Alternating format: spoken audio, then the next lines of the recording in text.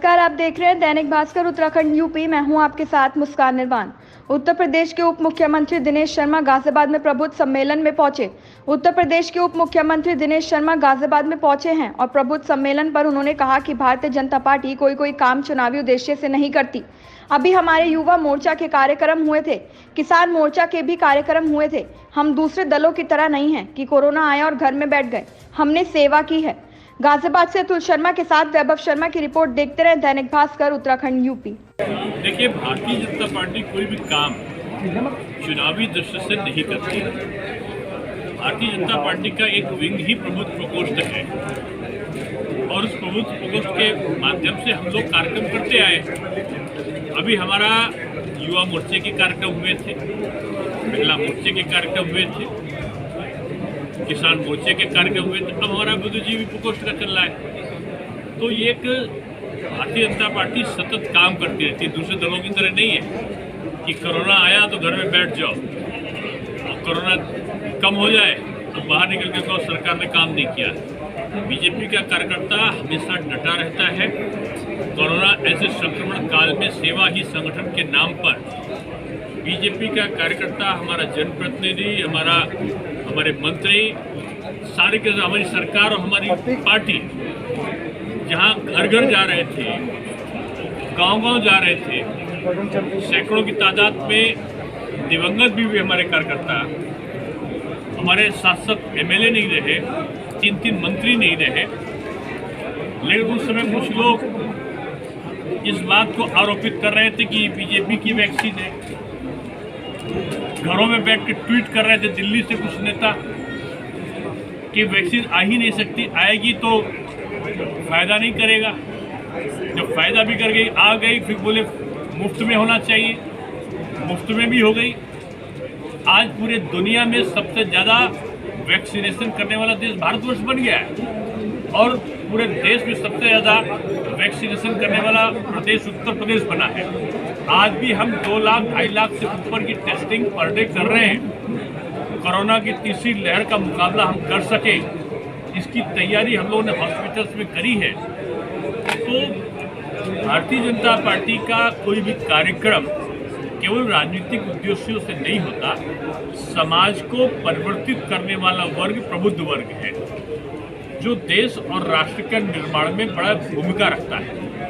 उसका महती योगदान हो सके और उनके द्वारा जो सुझाए गए रास्ते हैं उन पे सरकार अच्छी तरीके से काम कर सके। सर, अभी आपने मजबूती की बात करी गई है, उसको किस तरीके से आप देख रहे हैं? सर, अभी आपने ट्वीट की बात की। अखिलेश यादव ने ट्वीट किया है और ये कहा है कि हर बूथ पर यूथ का ऐलान, जन मन का अभियान। उस पर क्या कहना आप? देखिए, हम किसी दूसरे दल के नारों के बारे में कुछ नहीं कहेंगे। बूथ की कार्ययोजना के बारे में आपने भी पूछा है। भारतीय जनता पार्टी की संरचना ये कैडर बेस्ड पार्टी है, दूसरे दलों की तरह परिवार की पार्टी नहीं है। आज आप ममता जी को ले लीजिए तो भतीजा उत्तराधिकारी होगा, मायावती जी को ले लीजिए तो भतीजा उत्तराधिकारी होगा, आदरणीय मुलायम सिंह जी को ले लीजिए तो अखिलेश जी उत्तराधिकारी होंगे, कांग्रेस में ले लीजिए तो प्रियंका जी, राहुल जी, सोनिया जी उत्तराधिकारी होंगे। बीजेपी में उत्तराधिकार नहीं चलता है, यहाँ हमारा कार्यकर्ता चलता है और बूथ स्तर तक के कार्यकर्ता का भी वही महत्व है जो हमारे नेताओं का महत्व होता है। इसलिए ये हमारा संकल्प रहा है। दूसरे लोग अगर नकल करना चाहते तो हमें क्या आपत्ति थोड़ी हो सकती है। सर, मुख्यमंत्री जी, देश में वायरस एक बहुत तेजी से फैल रहा है और तीसरी लहर संभावित है। ऐसे में प्रबुद्ध सम्मेलन, लगातार भीड़ का इकट्ठा होना क्या वायरस को निमंत्रण नहीं देता? नहीं, देखिए, पूरी तरीके से सावधानी हो, लोग उसका पालन करें, ये हर तरफ से सबसे कहा जाता है। निश्चित रूप में जो अभी जो स्थितियाँ उत्तर प्रदेश की है वो नियंत्रण में है और जहाँ भी लापरवाही होगी तो सरकार उसको नियंत्रित करेगी। देश में कई ऐसे जगह हैं जहाँ पर वायरस का स्टेटस ज़्यादा बढ़ रहा है। सर, ओवैसी ने कहा 100 सीटों पर चुनाव लड़ेंगे यूपी में, तो क्या इससे बीजेपी को फायदा होगा या बीजेपी को नुकसान होगा?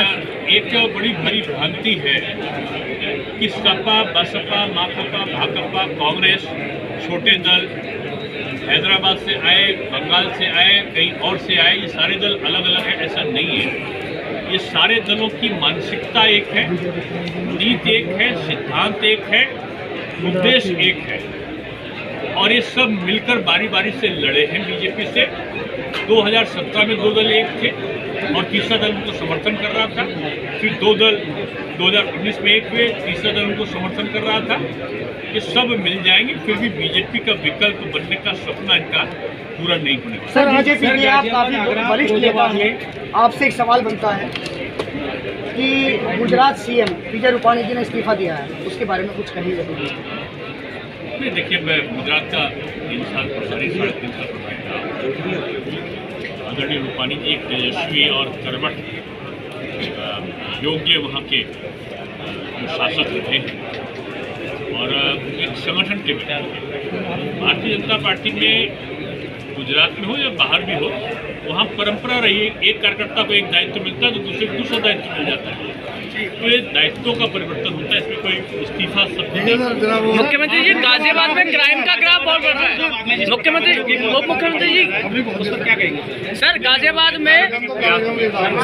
में क्राइम का ग्राफ बहुत बढ़ रहा है। आए दिन लूट, राजनगर जैसी जगहों पे, कबीरनगर जैसी जगहों पे। अपराधी का स्थान जेल है और उत्तर प्रदेश में माफिया तंत्र का समूल और उसको समाप्त करने का जो प्रयत्न सरकार ने किया है। अब देखो, 17 अरब में 18 अरब से ऊपर की संपत्तियों को जब्त किया है। लेकिन गाजियाबाद का राजनगर और कबीरनगर, जहाँ डीएम एसएसपी रहते हैं, वहाँ पर लगातार डकैती हुई है।